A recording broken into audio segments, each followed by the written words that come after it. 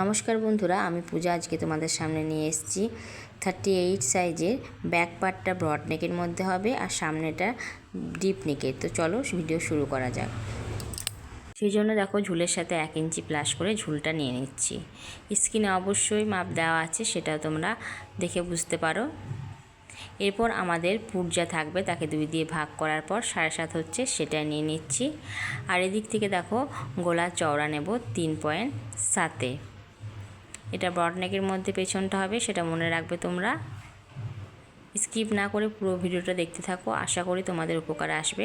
এখানে আমি 1/2 ইঞ্চি ডাউন দিয়েছি, তোমরা 1 ইঞ্চিও ডাউন দিতে পারো। এরপর নিয়ে নিচ্ছি আমি 7.5 পর্যন্ত ডাউন, কারণ মোহর একটু বেশি আছে, আমাদের 17.5 আছে। তো সেই হিসাবে আমি একটু 7.5 দাগ দিয়েছি।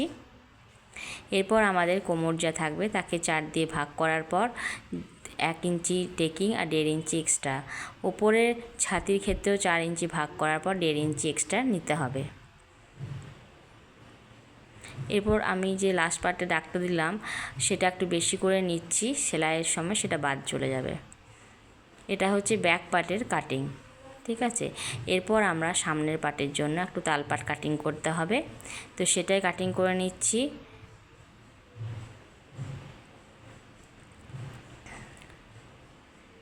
এরপর দেখো অবশ্যই এটা মেপে নিতে হবে যে ঠিকঠাক আছে কিনা। আমার 8.7 আসছে, 1 সুত মতন বেশি হচ্ছে, এটা আমি নিয়ে নেব।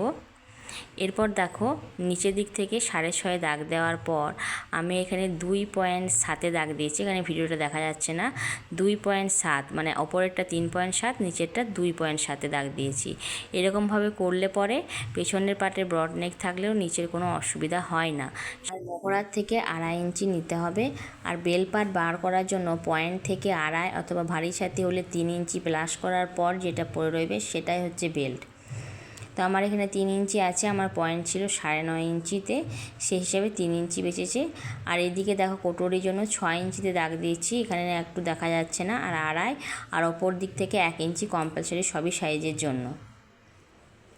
38 সাইজ হাতির জন্য 6 ইঞ্চি বেস্ট। তো এরপর দেখো গোলাইটা দিয়ে দিচ্ছি, গোলার কাছেরটা।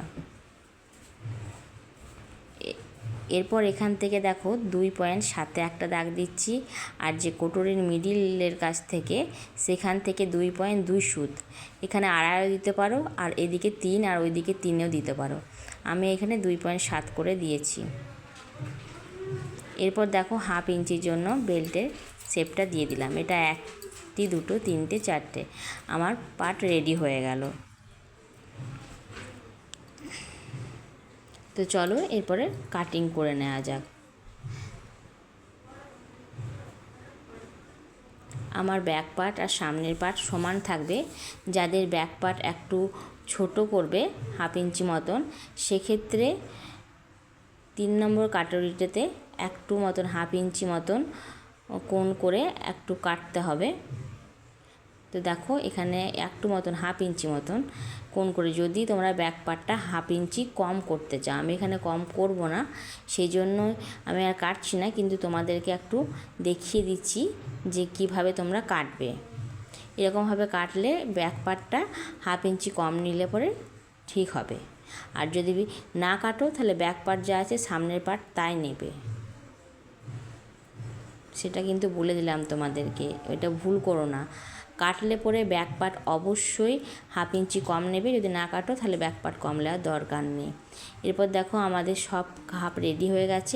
এরপর বেল্টের পার্টে নিচের দিক থেকে 1 ইঞ্চি বাড়িয়েছি। আর এই পার্টটা ভালো করে বুঝে নাও, যদি তোমরা 2 সুত সেলাই করো তাহলে কোনো রকম বাড়াবার দরকার নেই, কিন্তু যদি 2 সুতের বেশি সেলাই করো তখন একটু মতন 1 সুতের মতন বাড়াতে পারো, এর বেশি বাড়ানো চলবে না কিন্তু। এরপর এই যে খাপটা বাড়াতে হবে সেটা 1 ইঞ্চি করে বাড়িয়েছি, কিন্তু 38 সাইজ ছাতির জন্য 1.2 সুত বাড়াতে হয়, কিন্তু আমি এখানে 1 ইঞ্চি বাড়িয়েছি। আর সাইডে 1/2 ইঞ্চি করে বাড়িয়েছি, তোমরা ভালো করে দেখো তাহলে বুঝতে পারবে। এরপর দেখো হুকের ঘরের জন্য 2 সুত, এর প্রত্যেকটা লাইন ভালো করে যোগ করে দিতে হবে হালকা হাতের সাহায্যে, তোমরা যাতে ভালো করে বুঝতে পারো সেই জন্য লাইনটা বারবার করে আমাকে দিতে হচ্ছে, যাতে ডিপ হয় সেই জন্য। এরপর নিচের পার্টটার জন্য দেখো আমাদেরকে কী করতে হবে। নিচের পার্টটার জন্য ওপরের কোটরির এই পার্টটা ভালো করে মাপতে হবে যে কত হয়েছে। এরপর দেখো এটা মেপে নিচ্ছি। আমার এখানে এসেছে 8.2 সুত। এরপর নিচের পাটটা রেডি করব। তো সেই জন্য দেখো চওড়া ছিল 2.7, তাহলে আমার 3.7 নিয়েছি। 1 ইঞ্চি বাড়াতে হবে এই পাটটাও বাড়াতে হবে, আর এদিক থেকেও বাড়িয়ে ভালো করে দাগটা দিতে হবে। তুমি যদি 3 ইঞ্চি নিতে তাহলে তোমাকে 4 ইঞ্চি করতে হতো। এরপর দেখো 8.2 সুতে আমি দাগটা ভালো করে টেনে নিচ্ছি চওড়ার দিক থেকে। এরপর দুটো দাগ ভালো করে মিলিয়ে দিচ্ছি। এরপর এখানে দেখো কিছুটা ডাউন দিতে হবে একদিকে 1 ইঞ্চি, যেখানে 1 ইঞ্চি বাড়িয়েছো তার নিচের দিকে 1/2 ইঞ্চি, আর এখানে 1/2 ইঞ্চি, আর এই দাগটার মিডিলে এই সব দাগগুলোকে যোগ করতে হবে।